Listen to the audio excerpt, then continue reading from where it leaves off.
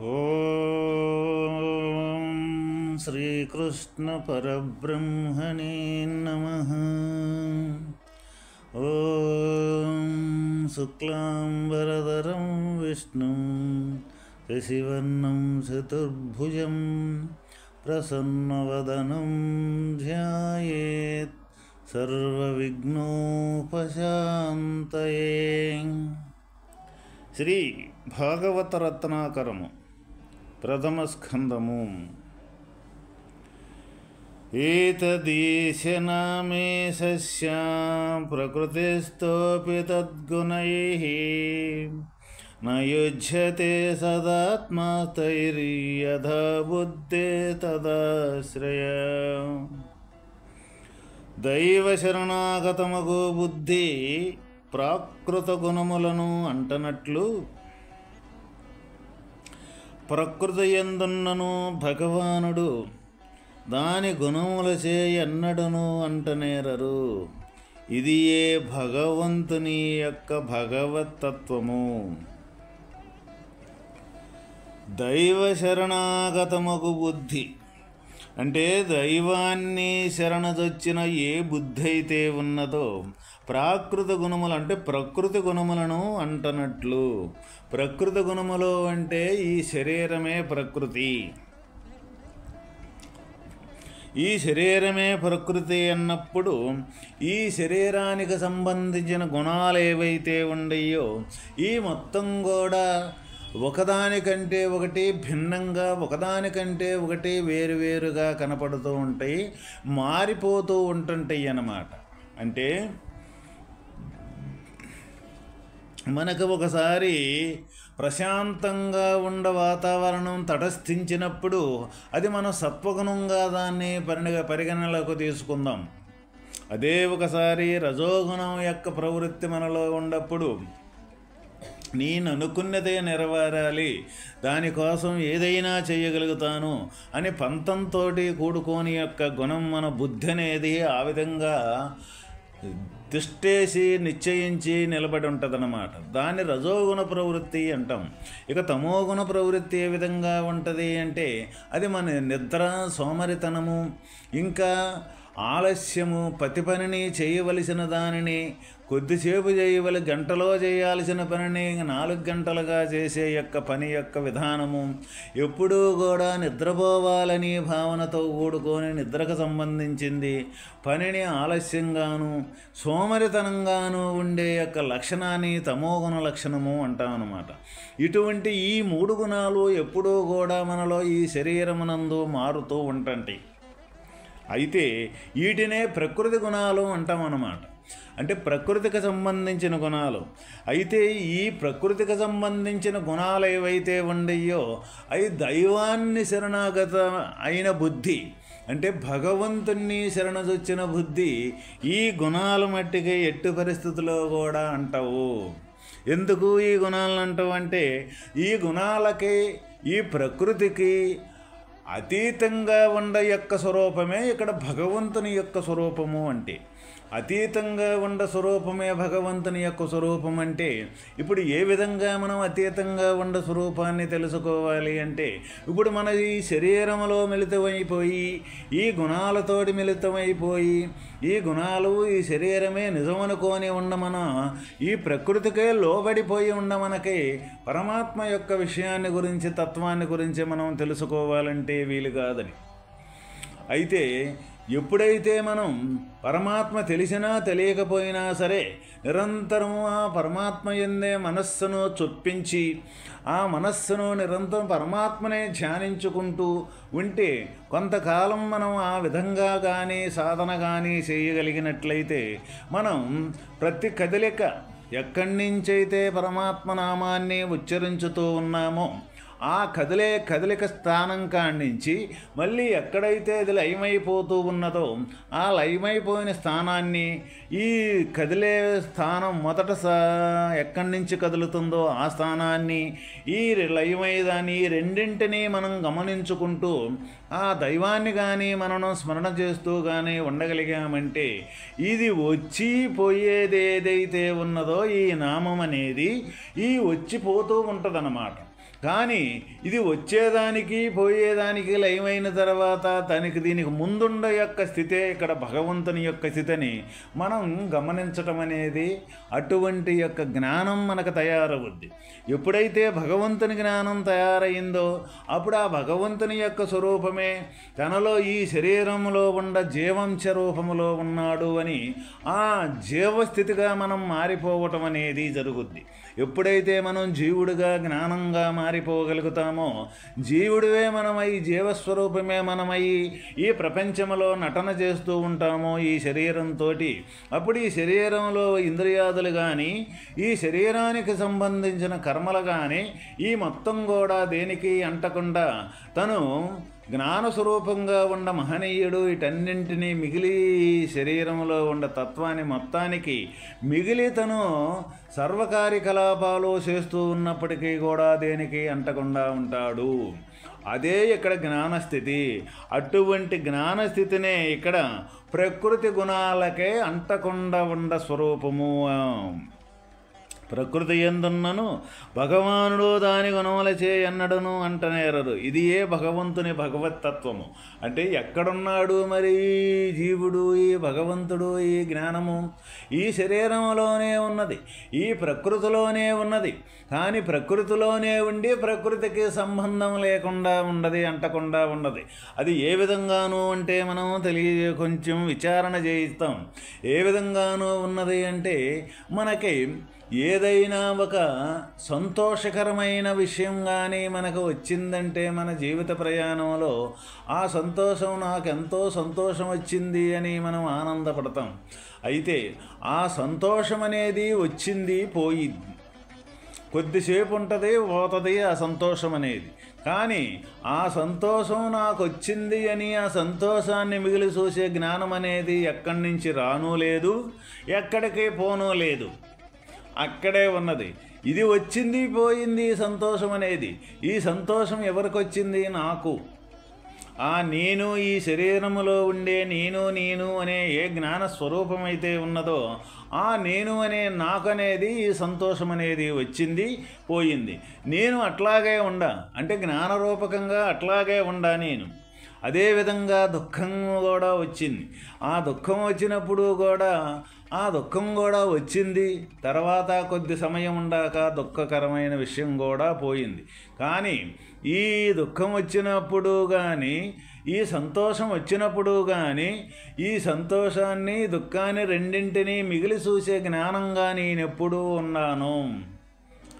ఈ సంతోషం వచ్చింది పోయింది, ఈ దుఃఖం అనేది వచ్చింది పోయింది.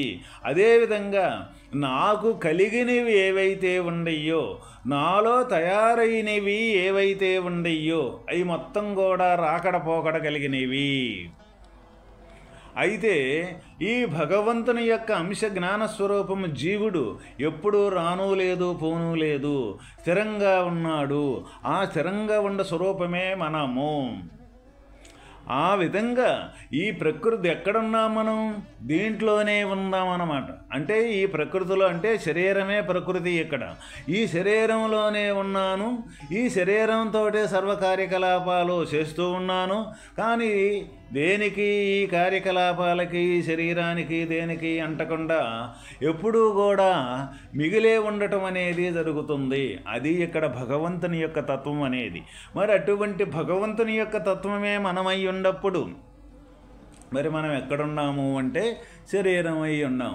శరీరమై ఉన్నంతసేపు మనం శరీరంలోనే మిళితమై అంటే ప్రకృతిలోనే మిళితమైపోయి ఈ ప్రకృతిలో వచ్చే ఒడిదుడుకులకి మొత్తానికి కూడా ఏదైతే దాన్ని అనుభవించి అదే నిజమని మనం బ్రతుకుతున్నాం. ఎందుకు మరి ఇటువంటి బ్రతుకనేది ఇటువంటి జీవనం అనేది మనం చేస్తూ ఉండాము అని మనల్ని హెచ్చరించేదే ఈ భాగవతం అన్నమాట. కాబట్టి ప్రతి ఒక్క మానవుడు ఈ ప్రకృతికి అతీతమైన జ్ఞానస్వరూపుడే. మరి జ్ఞానస్వరూపుడంటే మనం ప్రతి ఒక్కరం కూడా మనకు తెలిసినప్పటికీ తెలియనప్పటికీ కూడా జ్ఞానంతో సర్వకార్యకలాపాలు చేస్తూ ఉన్నాం. అది ఏ విధంగాను అంటే ప్రతి ఒక్కటే మనం విడదీసే మనం మాట్లాడుతూ ఉన్నాం, విడదీసే చేస్తూ ఉన్నాం. అది ఏ విధంగాను అంటే నా కాలు అంటాం, నా ఈ శరీరాన్ని విడదీసి ఒక్కొక్క భాగాన్ని నా కాలు అంటాం. నా కాలు అంటే నా కాలు నేను కాదు కదా, నా కాలు అనే యొక్క శబ్దం అనేది వేరుగా ఉన్నది. అందువల్ల నా కాలు వేరు, నేను వేరు. మళ్ళీ ఎక్కడున్నాను? కాలు మొత్తంలో ఉండ. అదేవిధంగా నా చెయ్య అంటాం. నా చెయ్యి అన్నప్పుడు నా చెయ్యి వేరు, నేను వేరు. అదేవిధంగా ఈ శరీరంలో ఉన్న పార్ట్లు మొత్తాన్ని కూడా ఒక్కొక్క దాన్ని విడదీసి నా కాలు నేను కాదు, నా చెయ్యి నేను కాదు, లేకపోతే నా కన్ను నేను కాదు, నా చెవి నేను కాదు, నా శరీరము నేను కాదు. ఈ విధంగా మొత్తాన్ని కూడా విడదీసి మాట్లాడుతూ ఉంటాము. దీంట్లోనే ఉంటాం. కానీ దీనికి సంబంధం లేకుండా చివరికి నా మనస్సు అని కూడా అంటుంటాం. అంటే ఈ శరీరంలో అతి సూక్ష్మంగా ఉండే యొక్క మనస్సు కూడా నా మనస్సుని విడదీసే మనం మాట్లాడుతూ ఉంటాం. ఈ చర్య అంతా ఎక్కడ జరుగుతూ ఉన్నది? మనలోనే జరుగుతుంది, మన యందే జరుగుతున్నది, ప్రతి ఒక్కరిలో కూడా. కానీ దీన్ని గ్రహించలేని యొక్క జ్ఞానమే మనం చేసే పొరపాటు. దీని కానీ మనం గమనించినట్లయితే తప్పనిసరిగా మనం ఈ శరీరం అనే ప్రకృతికి, ఈ ప్రకృతిలోనే ఉండి ఈ ప్రకృతిలోన విలక్షణంగా జ్ఞానరూపకంగా మనం ఉండాము అన్న విషయం అనేది, తత్వం అనేది మనకు బోధపడుద్ది. ఆ బోధపడేదానికి సంబంధించిన తెలియపరిచేదే ఈ భాగవత రత్నాకరము. కాబట్టి ఆ విధంగా ఈ భాగవతంలో ఉన్న మహత్యాన్ని, ఆ విధంగా మనలో ఉన్న తత్వమే దీంట్లో ఉన్నది. వేరే ఇంకొకరిది కానే కాదు, వేరే వాళ్ళ కథ కాదు, వేరే వాళ్ళ యొక్క స్టోరీ కానే కాదు. కాబట్టి మన కథే, మన భావాలే, మన యొక్క విధానమే దీంట్లో ఉన్నది. కాబట్టి అది ఏ విధంగా ఉన్నది, ఎలా ఉన్నది అని మనం కానీ సంపూర్తిగా గ్రహించినట్లయితే తప్పనిసరిగా మన తత్వమే ఈ భాగవతంలో ఉన్నది. అదేవిధంగా ఈ భగవంతుడు ఏ విధంగా భగవత్తత్వము ఏ గుణాలకే అంటకుండా దేనికి సంబంధం లేకుండా ఈ విధంగా ఉన్నాడు అంటే, ఆ విధంగా ఈ శరీరంలో అన్ని కార్యకలాపాలు చేస్తూ ఈ శరీరాలకే ఎలాంటి సంబంధం అంటూ లేకుండా ఏ విధంగా దీని భిన్నంగా విలక్షణంగా సాక్షిరూపకంగా ఉన్నాడో ప్రతి ఒక్క శరీరంలో కూడా అదే విధంగా భగవంతుని యొక్క స్వరూపము ఆ విధంగా ఉన్నది. అన్ని శరీరంలోనే ఉంటూ, అంటే ప్రకృతిలోనే ఉంటూ, ప్రకృతికి సంబంధం అంటూ లేకుండా సాక్షిమాత్రుడుగా ఉన్నాడు. మనకి ఎట్లా తెలియాలి అన్నప్పుడు ఇక్కడ మనకే కనపడని యొక్క స్వరూపము, నిరాకారం యొక్క స్వరూపం. మరి ఈ నిరాకారం యొక్క స్వరూపం మనం ఏ విధంగా కనుక్కోవాలి, ఏ విధంగా మనం తెలుసుకోవాలి అంటే, మన శరీరంలో మనమైనండ స్వరూపాన్ని ముందు మనం తెలుసుకుందే ఈ భగవత్తత్వం అనేది గోచరమయ్యేది కానే కాదు. ముందు ఈ శరీరంలో ఎట్లా ఉండి, ఏ విధంగా ఈ శరీరం అంతటా ఉండి ఈ శరీరానికి సంబంధం అంటూ లేకుండా శరీరాన్ని సర్వక్రియలతోటి నడుపుతూ ఉన్నాడో ఆ విధం అనేది మనకు సంపూర్తిగా ముందు మనకు తెలియవలసినప్పుడు, మనం తెలుసుకున్నప్పుడు, ఆ తెలుసుకొని ఆ సంబంధం లేని స్థితిగా మనం మారినప్పుడు అప్పుడే మనం జీవస్థితిగా ఈ జ్ఞానరూపకంగా మారగలుగుతాం. మారటము అలాదు, మారి ఉండటం అలాదు, సంబంధం లేదంట అని అంటం అలాదు. ఊరికే తెలుసుకొని జీవుడంట ఈ శరీరంలో లేకపోతే శరీరం లేదంట అని అనుకునేది కాదు. ఇది అనుభవపూర్వకంగా జీవుడంటే జీవుడై ఉండటమే ఇక్కడ ప్రధాన కర్తవ్యం. ఇక్కడ భగవంతుని యొక్క మార్గములో ప్రతి ఒక్కరూ మనం గమనించాల్సిన విషయం ఏంటిది అంటే, కేవలము తెలుసుకునేది కాదు దైవతత్వము. ఏ పదాన్ని గురించి అయితే మనం తెలుసుకుంటున్నామో అది మనమే అయ్యుండి ఆ స్వరూపంగా మారిపోవటమే ఇక్కడ భగవంతుని యొక్క స్వరూపము. అందుకే ఇది చాలా కష్టంగా ఉంటుందన్నమాట. తెలుసుకోవటం అయితే అందరూ తెలుసుకోగలుగుతారు, అందరికీ తెలివి అన్నింటినీ గ్రహించగలుగుద్ది, అన్నిటినీ గ్రహించుద్ది, వదిలేసుద్ది. కానీ వదిలేసేది కాదు ఇది, గ్రహించడం వదలటం కాదు. ఏ తత్వాన్ని గురించి అయితే మనకి ఇక్కడ గ్రహించగలుగుతున్నామో అది మనమే, తన రూపకమే అని తనయ్యి ఉండటమే ఇక్కడ ప్రధాన కర్తవ్యం. అందుకే ఇక్కడ భగవంతుని యొక్క తత్వం చాలా దూరంగా ఉంది, మనకు తెలియపడటం లేదు. అందువల్లది అవ్యక్తంగా ఉండి, కనపడకుండా ఉండి, కనపడేదానికి ఆధారం అయ్యింది. వాస్తవకంగా ఈ కనపడని యొక్క స్వరూపం అవ్యక్తం స్వరూపమే మనం అయినప్పుడు, ఇది ఈ కనపడే యొక్క స్వరూపం కూడా అవ్యక్తంగా ఉండే యొక్క నిరాకార స్వరూపమే. ఇది అంతకన్నా ఇది కనపడే దృశ్యం అనేది రూపకం కాదు. దీనికి అసలు నామము లేదు, రూపకము లేదు, క్రియ లేదు. సమస్తం మొత్తం కూడా భగవంతుని యొక్క స్వరూపమే. అయితే అటువంటి స్థితి మనకు రావాలి అంటే తప్పనిసరిగా ఈ శరీరంలో ఉండే యొక్క జ్ఞాన స్వరూపం ఆత్మరూపకంగా మనం మారిపోవాల్సిందే. అట్లా మారితేనే మనకి వాస్తవమైన స్థిరమైన తత్వం అనేది మనకు తయారవుద్ది. అటువంటి స్థిరమైన తత్వం తయారైనప్పుడే మనం పుట్టలేదు పెరగలేదు అన్న శబ్దానికి అర్థం అనేది మనం తప్పనిసరిగా మనం గోచరించుద్ది.